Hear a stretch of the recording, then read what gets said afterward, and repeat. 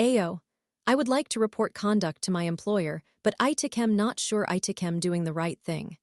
I am employed as a certified nursing assistant at a hospital. In the past, I have also worked in nursing homes, which has allowed me to become accustomed to two distinct environments. Currently, I am approaching my 2-year anniversary at my current position. I work in a medical surgical unit that accommodates a variety of patients. I engage directly with patients, and I take pleasure in my interactions with both the patients and my colleagues.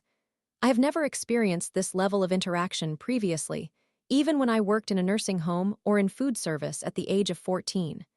Last night, during an 8-hour shift from 3:00 p.m. to 11:30 p.m., I found myself using my phone at the nurse's station after completing all my assigned tasks. This occurred around 10:30 p.m. I had a significant amount of downtime between 9:00 p.m. and the current time of 10:30 p.m. as I awaited the clock to read between 10:45 p.m. and 11:00 p.m. Why was I waiting? Typically, I assist patients with water, check on their needs, and handle linens and trash at this time because the night shift certified nursing assistants do not arrive as early as those on the day shift. I like to ensure that the night staff feels secure knowing that their patients are dry or clean and have everything they need while I provide my report, allowing my coworker to avoid feeling rushed. There is a greater likelihood for a patient in my unit to have an accident in 30 minutes compared to 15. Yes, I was on my phone. From what I understand, we are permitted to use our phones during downtime once our tasks have been completed, as long as we are not in a patient's room. I was at the nurse's station, so I was not in a patient's room. My earbud case was situated near my water bottles on my desk to prevent losing it among my bag, which was placed on the floor beneath the desk. At that time, our charge nurse, whom I will refer to as D, approached me while she was preparing the upcoming schedule. It is worth noting that I do not typically have D as my charge nurse, since last night was a shift I picked up. D came over and asked if I had passed water to the patients yet. Her tone took me by surprise, though I did not fully process it to respond at that moment. I replied no, and before I could explain, she began shouting at me.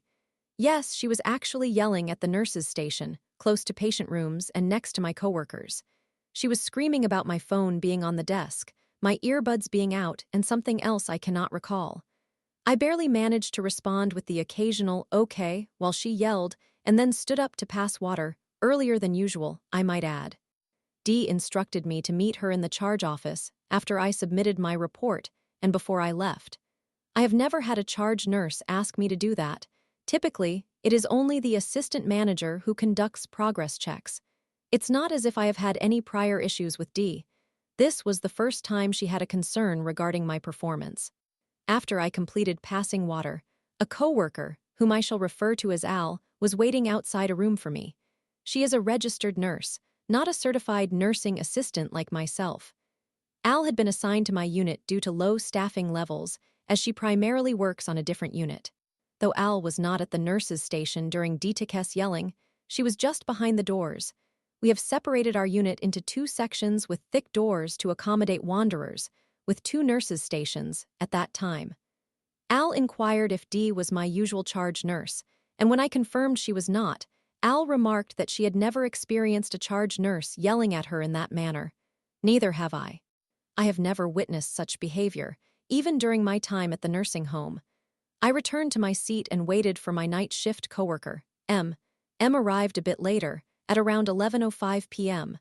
I provided her with my report and mentioned that I would keep my belongings where they were in case she needed to occupy my space. I also recounted the incident with D. M is the night shift colleague to whom I typically report during the week. I then exited the area and proceeded to the other side of the unit, to the alternative nursing station.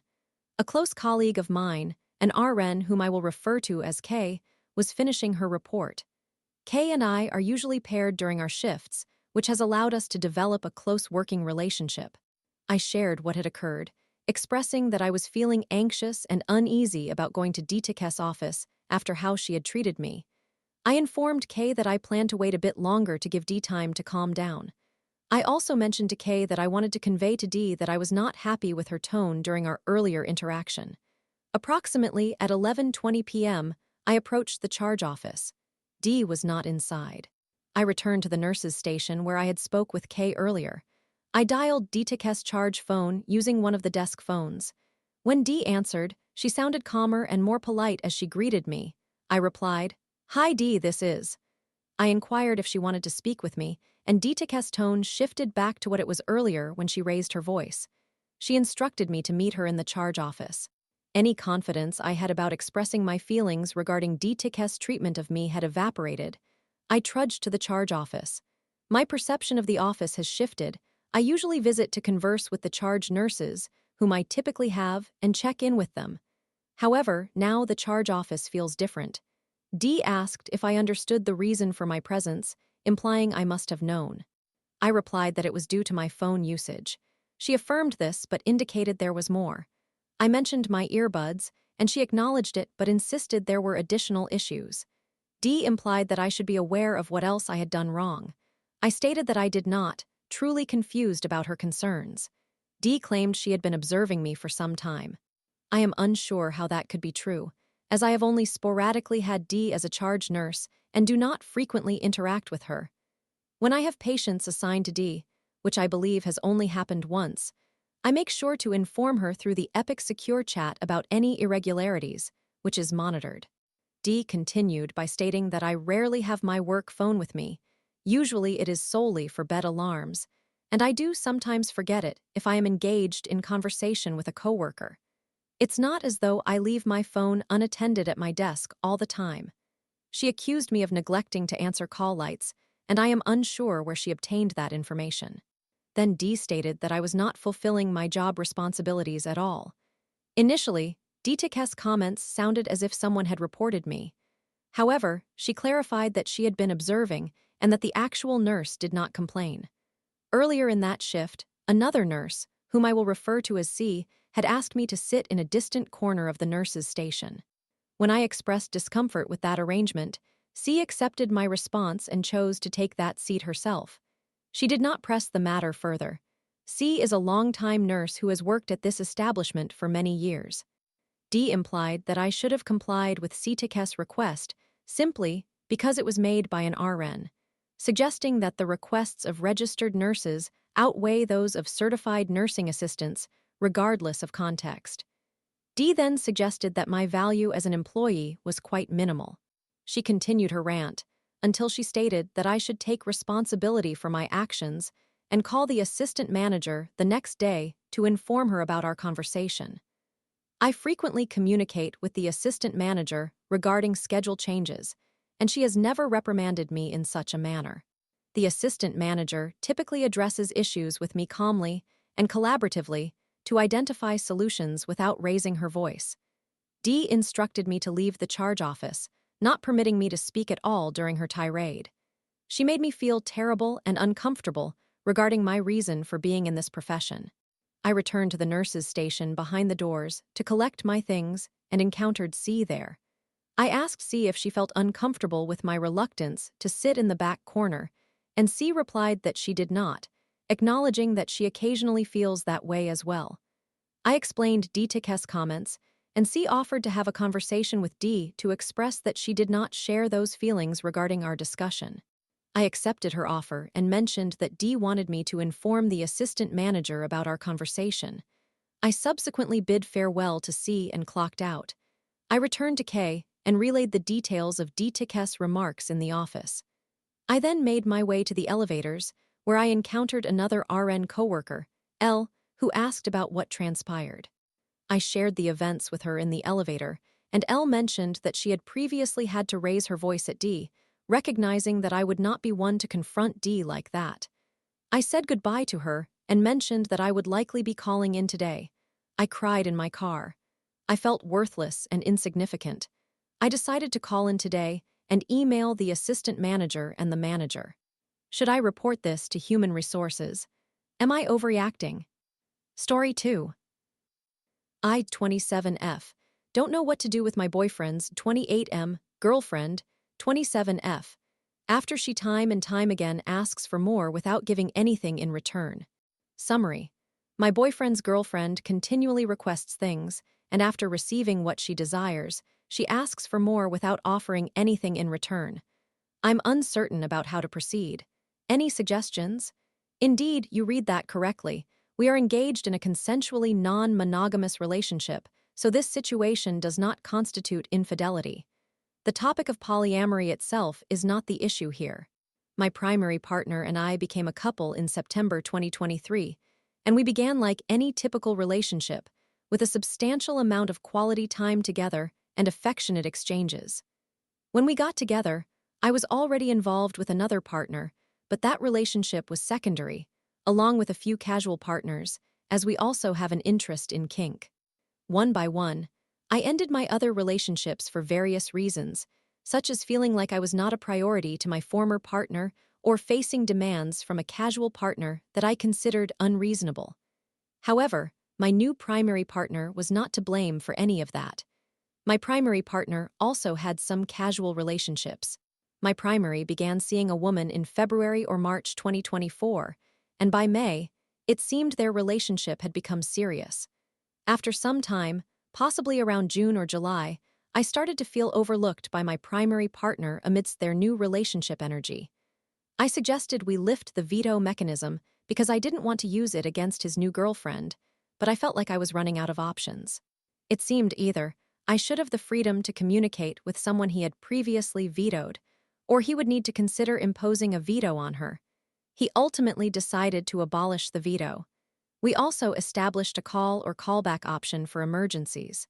If a partner was experiencing a significant crisis, they could call their romantic partner for support, and if that was insufficient, they could request a callback, a way to bring their partner home for comfort during a mental or physical emergency. I utilized one phone call in May and a callback in June, but he did not come home. He opted to stay with her. In July, the three of us met for coffee to clear the air. She voiced that she felt she never had quality time with him due to his complicated work schedule, but I too was facing similar challenges. My primary and I had already arranged weekly date nights, and he gets 2 weekends off each month, one being a 3-day weekend and the other a 5-day weekend. I offered her the 3-day weekend, which she accepted. I also pointed out that I felt they were meeting frequently, to which she appeared perplexed. She believed she wasn't getting enough time with him while I felt they were always together. I used my calendar to illustrate that in June, she had spent twice as many nights with him compared to me because of our respective schedules. I suggested a reasonable number of nights for them to meet 7 nights a month, which, given his shift pattern, was quite generous. This arrangement would give her ample opportunity to spend time with him and help me manage my emotions, as we maintained a shared calendar, allowing me to see when he would be with her. His girlfriend accused me of sabotaging their relationship with my calls and my callback, claiming I failed to respect their connection. I was taken aback and expressed my confusion. Why would I seek to meet for coffee with someone I did not consider my primary partner's secondary? I also communicated my challenges and made it clear that I never intended for her to feel that way. I simply needed reassurance from time to time. The callback arrangement was also available for her to utilize, and we agreed to uphold it. I conveyed my disappointment that my callback was not treated with seriousness, which was my only request. They seemed to acknowledge this and expressed remorse. After that meeting, I thought we had come to an understanding and were beginning to foster a closer relationship, but I was mistaken. In September, I called him in the early evening during a meltdown. Our conversation felt accusatory and rushed, leaving me feeling unheard. Later that night, I wanted to initiate a callback, yet he remained with her due to having been drinking, which was understandable. However, I requested that he come home the following morning. He replied that he could ask, but noted that it was becoming a pattern that resembled sabotage. He did not return home in the morning, which left me utterly shocked, and I subsequently reduced my contact with her. I communicated my frustration over her persistent demands, despite my having already met her requests. I felt as though I had given her a finger, but she expected an entire hand in return. My primary expressed feeling stressed being caught between us when we did not see eye to eye, and claimed that there was always some drama on either end. Following his comments, I resolved to refrain from bringing up issues and grant him the space he sought. As Christmas approached, he confided in me regarding difficulties he was facing with his girlfriend. I offered him my objective perspective on the situation, which coincidentally involved her continually asking for more. After confirming that he wanted to hear my personal take, I expressed relief that he was venting about what I had been sharing with him for months. In a gesture of goodwill, I purchased a Christmas gift for her, a tree ornament from a franchise I knew she loved and collected. On January 25, his girlfriend underwent surgery during the 4th week of January, a time when he took leave from work to be with her for 24 hours.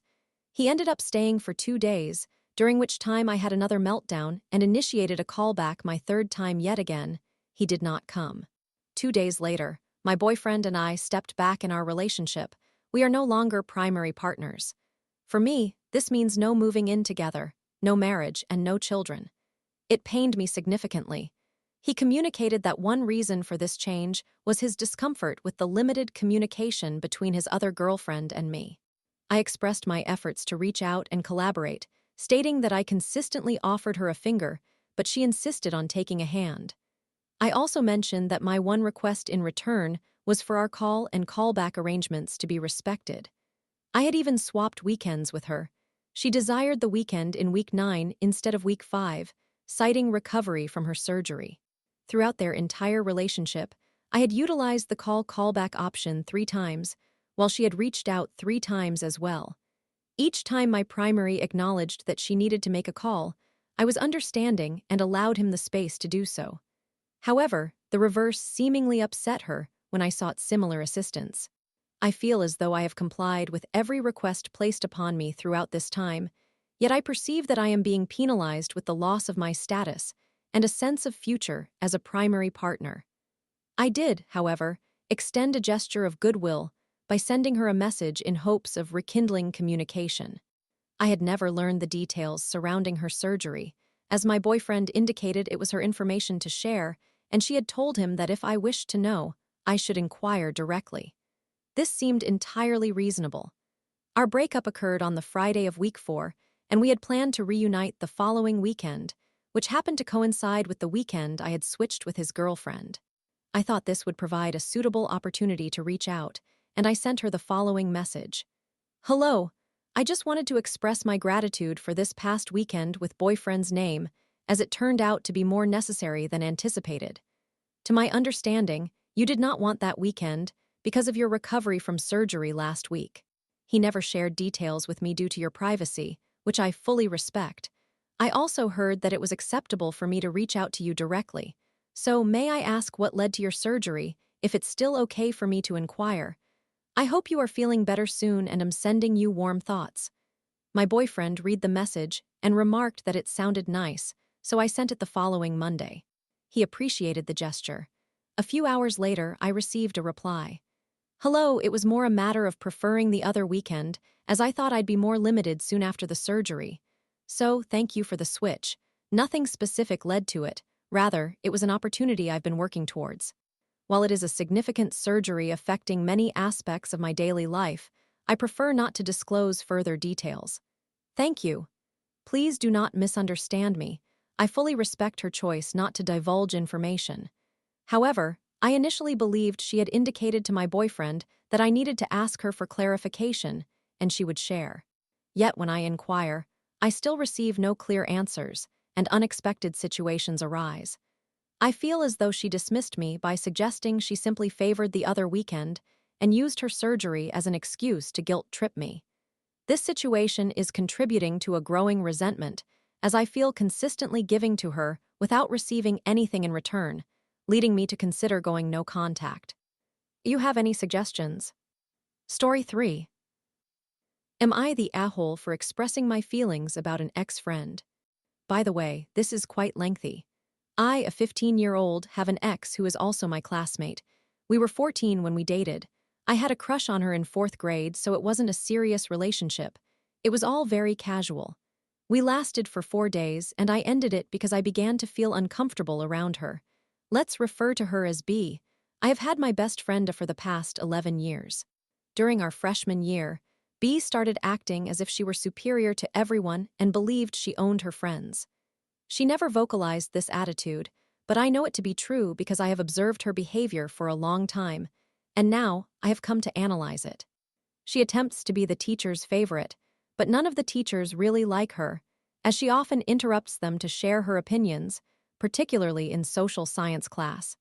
In my country, we follow a system where we must take every subject, including mathematics, English, social science, science, information technology, or artificial intelligence, our native language, and a third language until we reach 11th grade.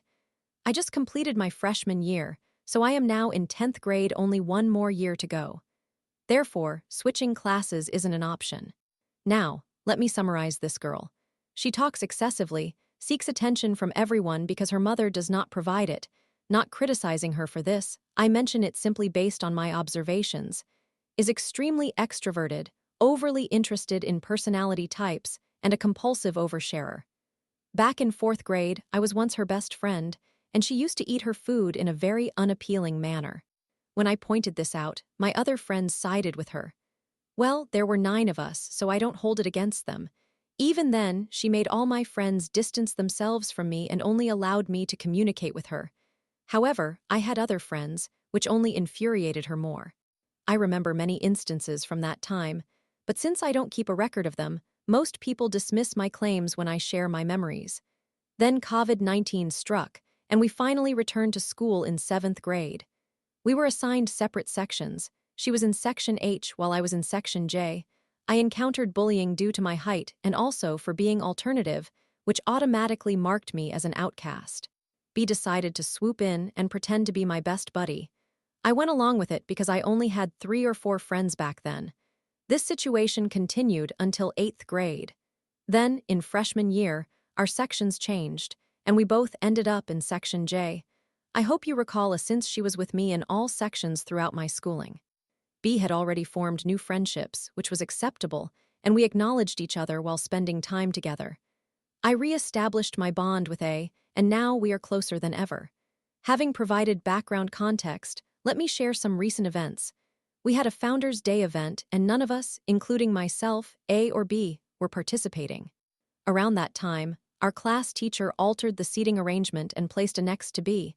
They became friendlier with each other, which made me happy. During Founders' Day, we once sat in the corner where B began discussing her traumas. We allowed her to vent because she seemed to be carrying a heavy load. A shared her experiences, but they were quickly overshadowed by B's traumas. I felt uncomfortable with the situation. It felt like a makeshift group therapy session without a therapist, just 2 teenagers sitting there while one shared her entire life story. Even when it contributed, I remained silent. I have never enjoyed discussing my life unless it is with A. As Founders' Day approached, A began missing school as her aunt was getting married. B and I went to the library to write our stories. Yes, we are writers. B was always loud and played classical music while writing, which not everyone appreciated.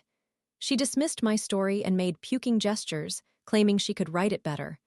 I acknowledged that my story might seem a bit dull, but that was because it was a draft, and I was merely recording my thoughts. We both enjoy the same automne game, and we discussed what we would do if we found ourselves in the game. I mentioned the things I would attempt if I weren't afraid, and I also revealed my attraction to a specific character outside my usual favorites. She responded, saying, "Absolutely not. You two wouldn't work out. You are incompatible." Like, seriously, it's a fictional character. The following day, we were denied entry to the library due to our loud talking. While they didn't outright refuse us, they stated, "We have to leave, and no one will be here." But I understood their implication. We obtained permission from the IT head teacher to use the computer lab, claiming we were working on a project for a dystopian role-playing game. Everything seemed fine until our class teacher entered. She was upset and asked us why we were there. We explained the RPG project, but she was unhappy because we had only received permission for the library. I acknowledged that I was also to blame, as I suggested we return to class. Eventually, we received permission and went back to work. Even there, B behaved as if she excelled at everything. When some alumni seniors visited us from prestigious colleges, she boasted to them about the range of mental illness symptoms she exhibited. We took some quizzes to pass the time, and I received a high score indicating borderline personality disorder. But of course, it was just an online quiz not intended to be taken seriously. She insisted that I could never have borderline personality disorder. I just want to ask, Do you believe you know me better than I know myself? I don't express my feelings. I always wear a smile, making everyone laugh and being kind to people. Do you think I am always like that? Apparently, she does. She also once attempted to analyze everyone's personalities, getting most correct, but when she was wrong about A, she began to defend her views, stating, "We are concealing our true selves from her, and she can see right through it." She couldn't. She merely saw what we allowed her to see. Then January arrived, and B started spending more time together. My other best friend began to act annoyed with me and started socializing with her classmates. This situation escalated to the point that I felt incredibly lonely. B began turning conversations toward herself when we discussed other topics. She also intruded on my conversations with A. I once mentioned this to A, who listened empathetically and expressed sadness, pointing out that B was becoming possessive of her, which made her uncomfortable. Apparently, B overheard our conversation, and later, when I had to leave school for the day, she confronted A and accused me of being self-centered and trying to pull her away from B. A was upset. She sat next to me the following day. Unfortunately, B was sitting in front of us. The teacher allowed us to sit with anyone, as it was the last day, so we had to exchange notes regarding the situation. I was furious, so sharing my feelings with my best friend about feeling uncomfortable with someone now made me self-centered.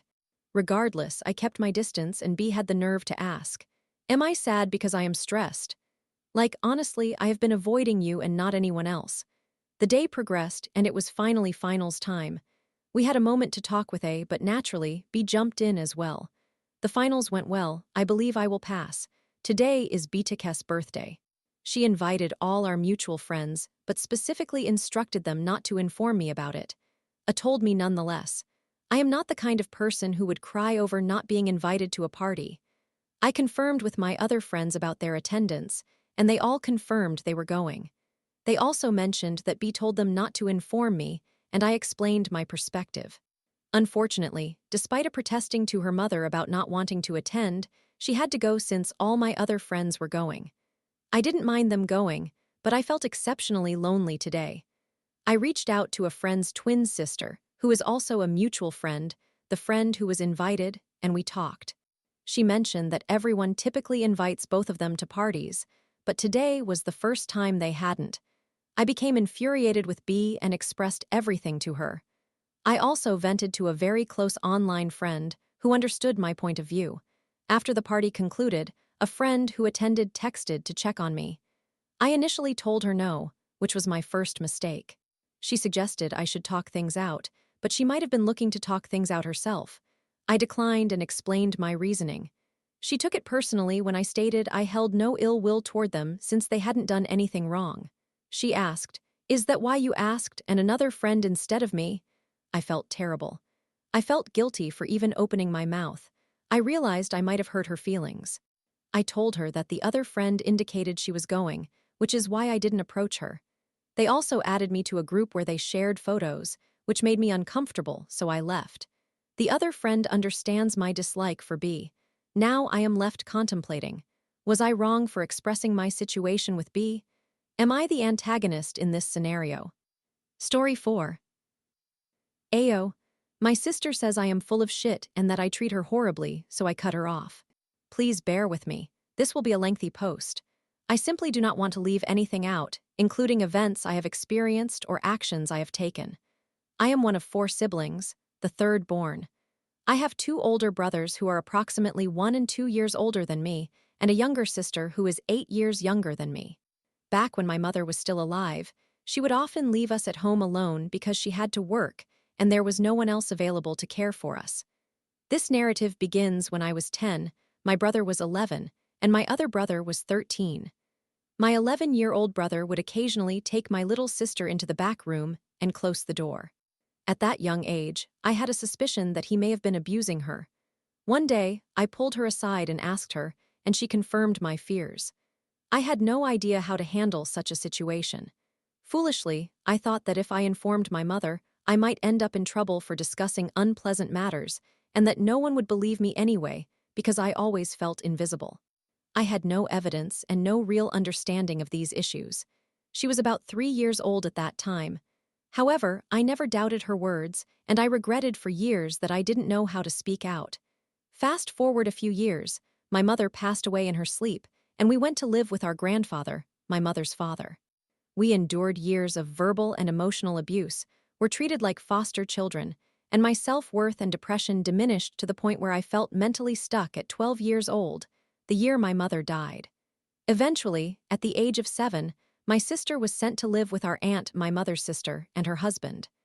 My eldest brother lived a life on the streets, while the other one stayed with family. I ended up joining the military.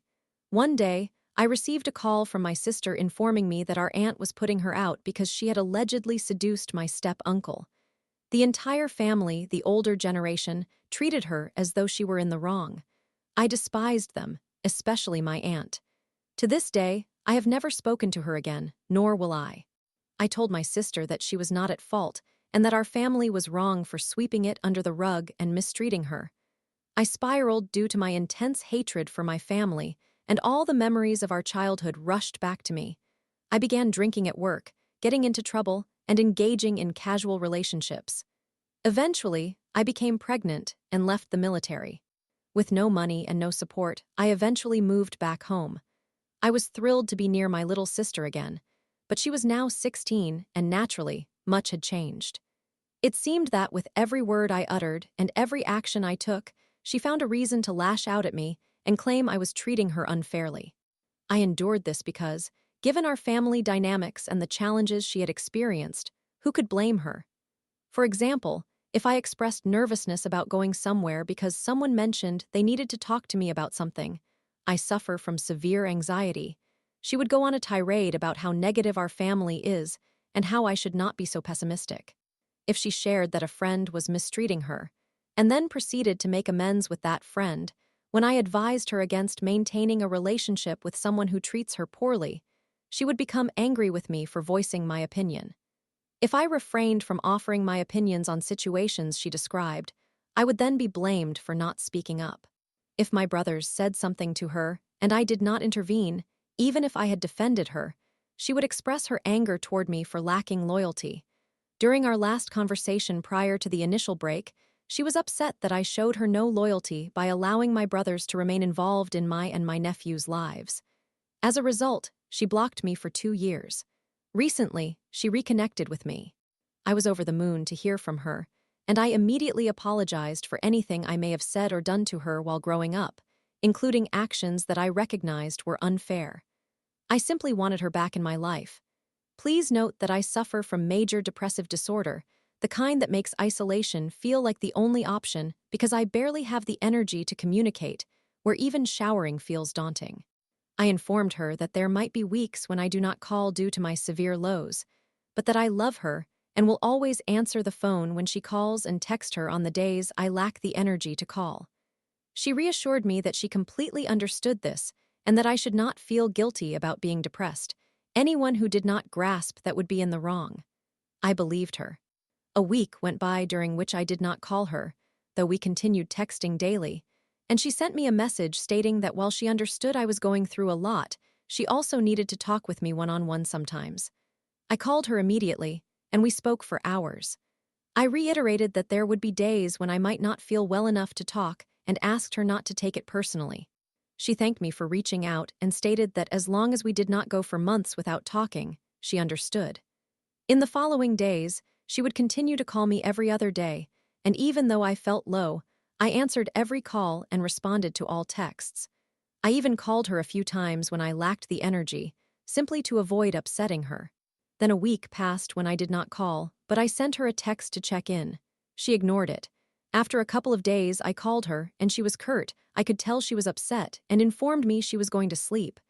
I acknowledged this and we hung up. I texted her again a few days later and she ignored that as well. Today, I called. She told me she did not have time to talk because she was upset about something else in her life, and that she was angry with me too but would address that later. She sounded furious. When we spoke again, she began yelling at me, claiming I was insincere for not making an effort to build a relationship with her, and that everything I was experiencing in life was deserved because of how I treated her. I asked her what I had done wrong. She responded that since she allowed me back into her life, I should put forth more effort. I told her I was trying my hardest. I am depressed, yet even then I still make an effort. She called me insincere, then continued to yell at me. Eventually, I became angry in return, which only fueled her ire.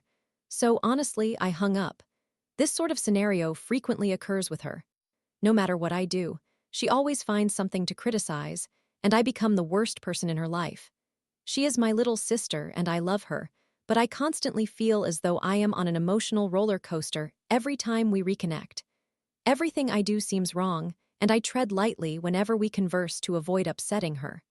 I understand what she endured while growing up, but I cannot continue to bear the consequences.